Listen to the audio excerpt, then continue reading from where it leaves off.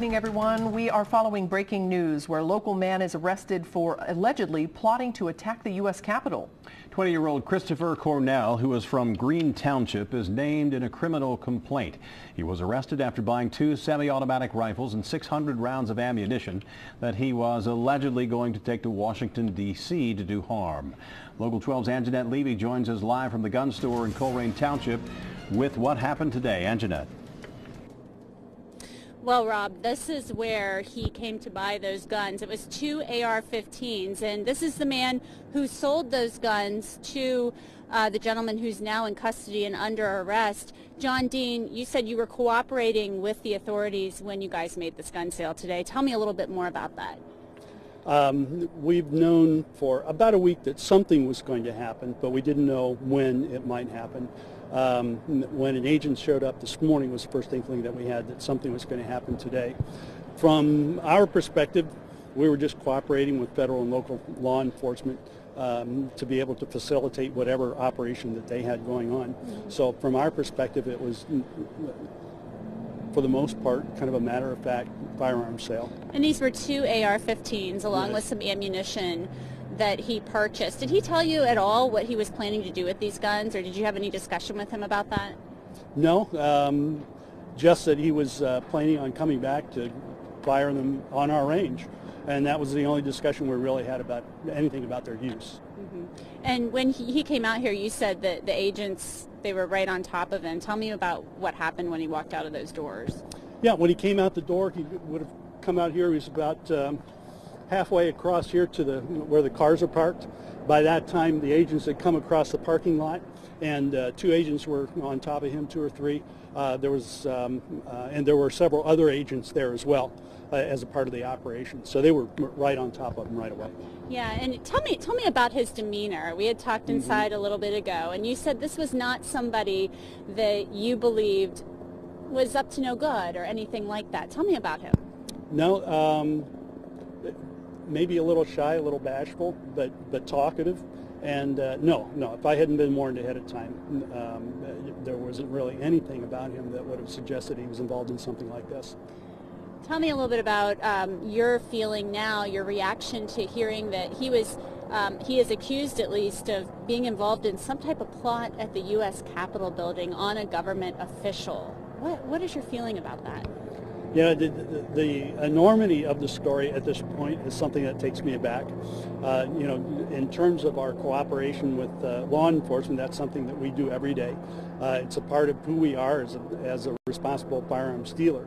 And so that was not out of the ordinary. But the fact that it was something of this enormous scale, we had no idea of, even after it was all over. It wasn't until later in the day, as the news began to break, that we understood that we had this small part in what the FBI was doing. And John, you said that you've been around guns your whole life and around gun stores your whole life. Yes. And this is a pretty unique experience for you involving a sale of a gun. Absolutely. This is by far a very extraordinary experience.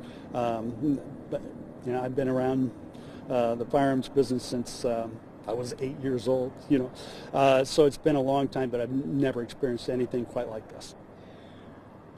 This is an enormous plot. It's a big deal. We're going to be learning more about it, hopefully, as the night goes on. There's going to be a lot of attention on you and Point Blank. You guys really played a part in saving lives here. What's that feeling like for you? Well, obviously, it's a good feeling that in terms of what we do here is, we do everything that we can to make sure that guns never get into the hands of persons who shouldn't get them. In this particular case, we had an opportunity in cooperation with law enforcement to keep them out of the hands of people who shouldn't have them. And so it's an excellent feeling. Yeah, and tell me about that process. We were talking about that a little bit ago, too, that I believe it's the NICS database yes, that National you use. Instant Background or Criminal Background Check System. Tell me about that a little bit. When somebody, even if I came in here to buy a gun, what would happen? There's a form that we fill out. We take your personal information. You have to have a photo ID all that information has to be correct on the photo ID. And then we make a phone call to the NICS check line, and then they give us a yay or nay on whether or not this gun should be transferred to you. About how much did that purchase total today?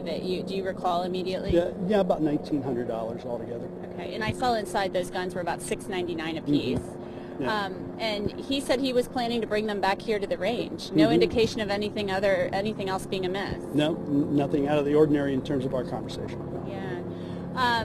And when you said the FBI first came to you about in the last week or so, you knew something was going on. You knew something was going to happen. When did you find out it was going to be this person? About 10 minutes before he walked in. Wow. We had an agent to stop by just prior to him coming in to let us know that he would be in to purchase these firearms. And it was at that time then that I decided I would go ahead and take care of that myself, and I went out and just handled it just like we would every day, and knowing what was going to happen afterward. And you said you knew they were looking for this guy, but you didn't know that... We didn't know who it was. No, not at all. Not until he was identified by sight by the agent. Was that tense at all, knowing that basically you said you work with law enforcement and cooperate with them both on the federal and local levels? Was that tense at all, knowing that, ooh, I am selling a gun right now to somebody, or, you know, under the supervision of law enforcement, and they're looking for this person? Was that a little nerve-wracking at all? Not really, just because we were cooperating to the extent with law enforcement that I knew that they knew what they were about. And because of their confidence, I had all the confidence I needed to go through with what we needed to do. Paint a picture for us, if you would, about how many law enforcement officers do you think were here today? I know it was both, you said FBI and ATF. Yeah, I have no idea the exact number. I saw at least 7 or 8 here, I think, in the parking lot. But those are the only ones. I mean, I was inside the store. Yeah. And of course, we kept our customers inside and our associates inside as well. So it was not a very good view of everything that was going on in the parking lot at that point. What was the mood inside the store like once your customers and the other employees realized what was going on? Just a lot of questions about what might be happening in the parking lot and what was going on and that kind of thing. Yeah. And the FBI has, you know, they're saying this is related to terrorism. That's a very scary word in this day and age. Usually, you know, it feels like that used to be something that happened over there, happened overseas, but now, you know, somebody was planning something here, or at least accused of planning something here to carry out somewhere else. Does that give you any pause, or what is your reaction to that? Yes, it does give me pause, and but we're. As I've said, you know, it was just a small part that we played in this overall piece, and right now I guess it's just sinking in as to the enormity of the overall plot. But yes, it's very, very surprising that here in little old Cincinnati, Ohio, that we would have something like this go on. Yeah, most certainly, because it's not, we hear about these things and we know it's possible here, we know it can happen, right. But it seems like it's happening other places a lot, but this really brings it home, doesn't it? Yes, it certainly does. It can happen anywhere. And tell me, if again, you said this guy was kind of quiet, bashful, a shy demeanor, and he hadn't been in here before, to your knowledge? To my knowledge, no. He had never been in before. Yeah, okay. Well, thank you so much, John Dean. We've really enjoyed talking with you. Thank you for sharing your story with us, and I think you're going to have a really busy night ahead of you. All right, well, there you have it. This is the gentleman, John Dean, who sold those 2 AR-15s and the ammunition to the man who is now in custody facing some pretty significant federal charges. We're going to, of course, try to uncover more about this throughout the evening and bring you more as soon as we know it, both on social media, online, and of course right here on Local 12 News. Robin, Cammie.